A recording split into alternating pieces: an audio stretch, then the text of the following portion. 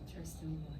I'm going to be making this beautiful dress that you see. So it's going to be in parts, so it's going to be taken slowly so you can grasp each part. So shall we begin? Welcome to my YouTube channel. Today's video is this beautiful dress I saw on Instagram a while back. So you can wear this for your bridal shoot, your birthday look, your court registry. So the list is endless. So a client requested for this, so I decided to share it with you. So let's get to the pattern drafting. Welcome back. My name is Adiola. So I've drafted my pattern up to this point, so I'll proceed from here. So my dress length is 35 inches, so I have my vertical measurement. So to get your chest line, you divide your bust by 6, then you add 1.5 inches. Then I have my chest line, I have my bust line, my under bust line, my waistline, my hip line, and also my dress length. So my bust length is 10.5 inches, my under bust 13.5 inches, my waist 16, my hip 24, then my dress length. My shoulder will be 14 inches. I'll subtract 1 inch because it's a canoe neckline, which it must be fitted, so it will be 7 inches. Then my slope of 1 inch, which I have here, and my neck depth is going to be 2 inches because it must be high, so I use 2 inches for mine. Then for the depth, because I'm going to recreate my canoe neck all over, I'll temporarily use 2.75 inches, which I have there, and then I'll connect it. I use my pencil to do this because I'll draft a new neckline. So what I have left here is 6.5 inches, then I divided it by 2, so I have 3.25, then I come in by ½ inch, then I use my hammer curve to connect it. Next is the bust dart, which is from my waistline on both sides, so we measure ½ inch. But before that, my bust span measurement of 8 inches, so you divide it by 2, so I have 4 inches, which will be taken from the bust point to the dress length, so I'll rule that out.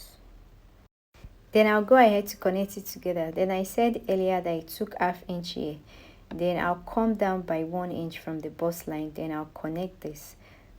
So next is my circumference. So my bust is 36 inches, I divide it by 4, so I have 9 inches, which I'll take that here. Then I'll connect it to the shoulder slope and the armhole. I will then take my underbust tightening on the underbust line. So you take ½ inch on both sides, then you take your armhole curve and connect it. Connect it to the bust point, then you flip it to the other side. Then I'll do the same thing at the center front of the side. Then I'll connect it to the leg here. So now I'm going to be taking my circumference. So I already took my bust circumference. So the next is the under bust circumference. So I have 30 inches, then I'll divide that by 4. So I'll have 7.5 inches. Then this 1 inch that we took, we have to replace it back, and my 2 inches allowance. For the waist, looking at the style, since my waist is 31 inches, so I want my waist snatch a bit, so it can come out really nice and curvy. So I'll take 30 inches instead of 31 inches. So this is optional. So I divided by 4 and I have 7.5 inches, then 1 inch that I took on both sides and 2 inches allowance. Then my hip measurement is 40, so I divided it by 4, I have 10 inches, then the 2 inches allowance. So at this junction, I'm going to be adding to my hip to make it puffy and curvy. So to achieve that, is either you take 2 inches, then for a petite size, it's advisable you take 1 inch, but for a medium size or size 10 to 12, you can take 2 to 3 inches. And for a plus size, 4 inches is the maximum. So for me, I'm okay with 3 inches. I will proceed to my dress length. So I'll repeat what I have on my hip on my dress length. The 10 inches, then the 2 inches allowance, then the additional 3 inches. Then watch how I'm going to connect this. I will first connect the actual measurement first, then the allowances. I need you guys to see this properly, it's very long. So here are the allowances. To connect your hip, you're going to use your hammer curve, so you can see the shape is bringing out. So this is a trick I use. At this junction, if you want yours straight, then go ahead and connect it, but I like mine like this. Then for the actual measurement, I'll repeat the same way. For the shoulder dart, from my slope after taking the shoulder width and depth, I have 4.5 inches left, so I divided it by 2, so I have 2.5 inches. So I'm going to connect it to the bust. So connect the 2 points in a straight line, then I'll take 1 inch on both sides of my shoulder area and connect it to my bust points. Then at this junction, it's important we take the measurement from the bust to the under bust area. So I have 3 inches, then I'll take it on my bust here, but this part is optional, so it's better I won't take it. This is just to tighten this area. Then I'll go ahead and take 0.25 on each side, then I'll connect it back to the bust line and back to the shoulder.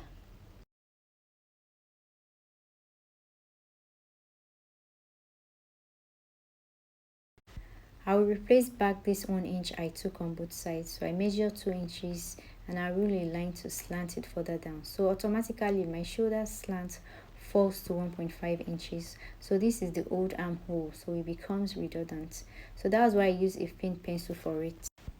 To get the new armhole line, on this part here, I don't know if you can see that, where you come in by ½ inch on the midpoint of your armhole line. So on that line, you measure what you have. So from this part, I come in by ½ inch, then I'll take my measurement of 1 inch shoulder dart to the midpoint. So mine is 2.5, so I'm going to be replacing it from this particular line. So this is my new line, so I'm going to be connecting my new armhole. So I'll connect this way. Since this part will be cut off, if you use the old armhole line, your armhole is going to be really tight. So this is what I'm going to work with. Moving to the bust dart, my difference between the waistline for the front and the back is 1 inch. Then I'll take it on my bust point, then I'll connect it back here. Then endeavor to close the darts.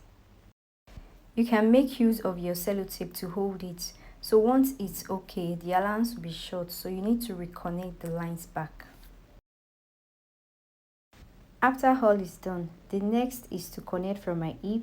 So I'm going to be coming up by 2 inches from this bust pan of 4 inches. Then I'll connect it back to my waistline. For my dress length, you notice the dress is not straight at the hemming, it's curved a bit. So to do that, you use 2 inches, but I use 1 inch, then I curve it back to the hemming part. Watch closely how I place my armhole to get it curvy. Then the beauty of this dress is that it shouldn't be too long. It should be on the knee length or above the knee. For the canoe neck, the depth is 2 inches. To get it, there are several ways to go about it. You can cut the shoulder dart open or the bust dart, or you close the shoulder dart. It will give you the same results. For a plus size, use 2.5. So if I close my shoulder dart, then I can redraw my neck. So when I cut the 1 inch on both sides off, this is what I'll have. Then from my armhole line here, I'll take 2 inches inward or 1.5 inches and connect it back to my neck depth. Let me use my marker to trace it out. So here is my new canoe neck. So if you want to use 2 inches, here it is.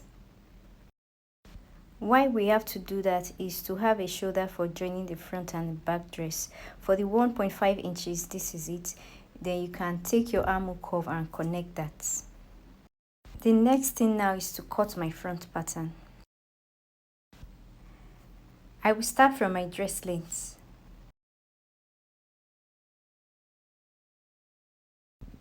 Take note, this is the new armhole line. So next is the neck region. I want to mark the 1.5 inches and the 2 inches to differentiate it before cutting with different symbols. You can add allowance to your shoulder on your pattern before cutting it. Then you add ½ inch here, 1/4 inch to your armhole or ½ inch, then ½ inch to your shoulder dart too. So this is the part I'll cut through.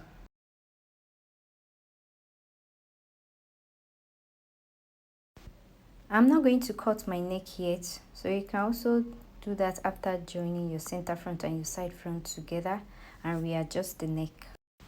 Next, I'll go ahead and cut the side front, so watch closely. I'm not going to cut this part yet too, so you can see what I'm saying. Even if you join the two sides together, you still have the same result at your neck. So this part is for the shoulder. We can't cut everything off. So this is the 1.5 inches, then this is the 2 inches. Now moving to the flare part, I'm going to join extra paper. Then in sewing it, after joining the flare, you had ½ inch allowance. I'll start with the side front. So for a petite size, I think you shouldn't do too much. 1 inch should be okay, but mine is for a size 10 to 12, so 2 inches is fine. Then I'll measure 2 inches from the dress length. I'll connect it back to my waist with my ruler. Then again, if you want the flare a bit curved, so I want my curved, I always like curvy, I don't know why. Use your armhole curve to make it curvy and reconnect it.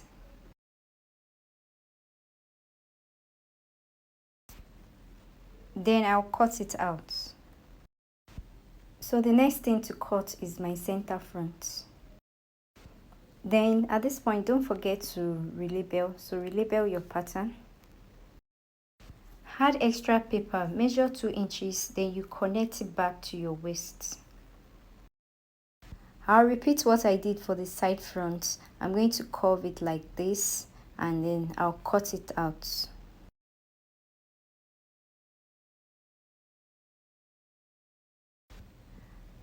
Add ½ inch allowance for sewing here and also for the neck. I'll get a fresh paper for the back.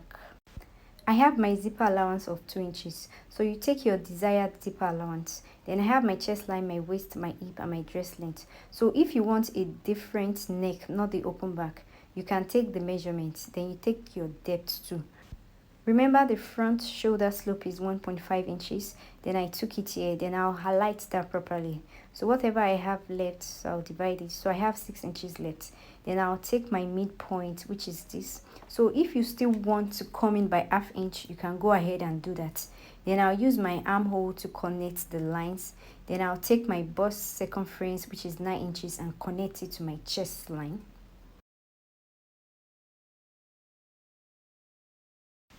I will also repeat my 4 inches bust span from my chest line to my dress length.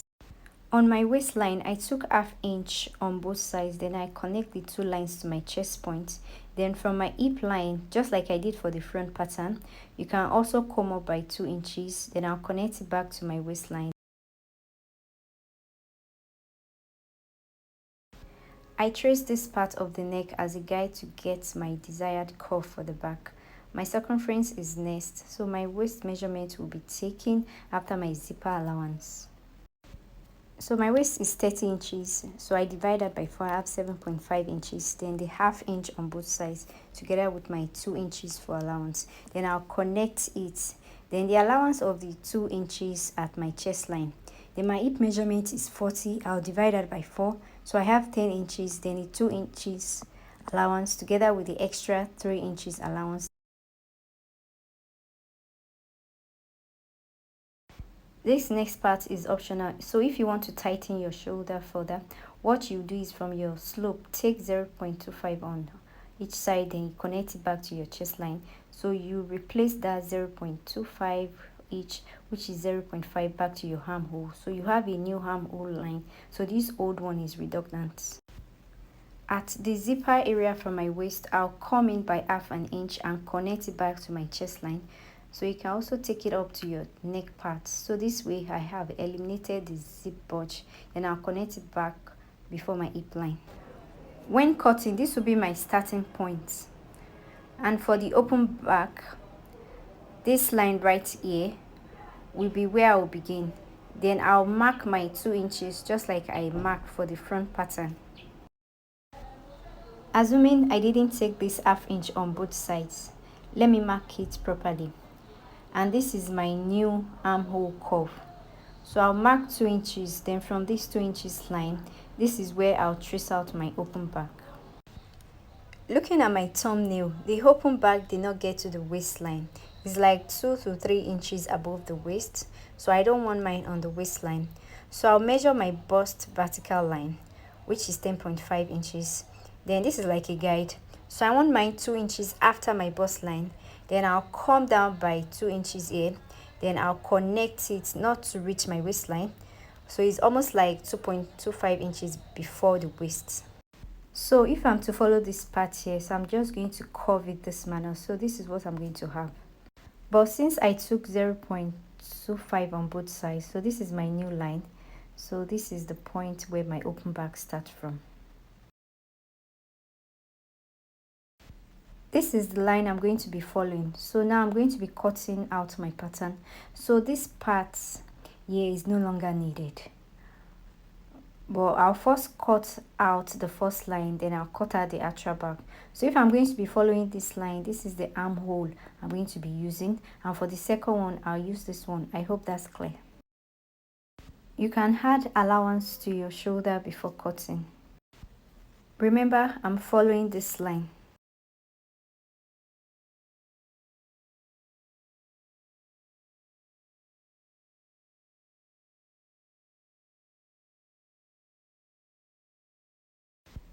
Then put in mind, this is what I'm following. The first one is if I decided not to take 0.25 on each side. For my dress length, I'll also go ahead to cut this part out. Then make sure it's the same point as the front pattern.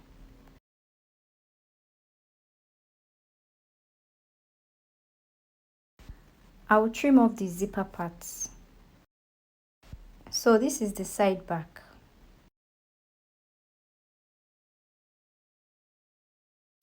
I'll add extra paper and create my panels.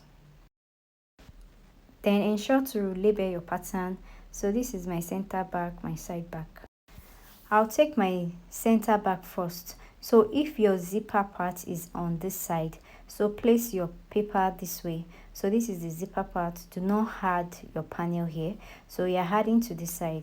Then you measure your desired inches. Remember I took 2 inches for the front panel.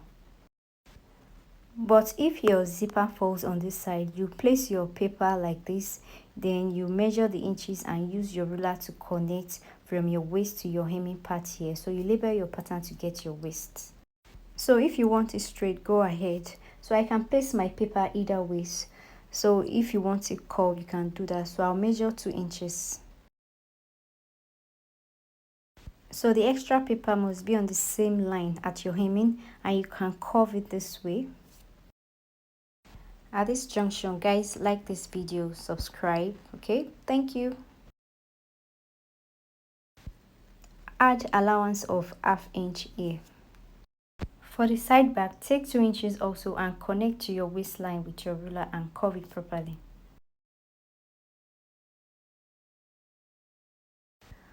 Also add ½ inch allowance for sewing, and for the shoulder ½ inch allowance, then the armhole ½ inch allowance. This concludes the end of the pattern drafting for the dress. So the next one will be the sewing part, and if it's not too long, I will include the bow part. So bye guys.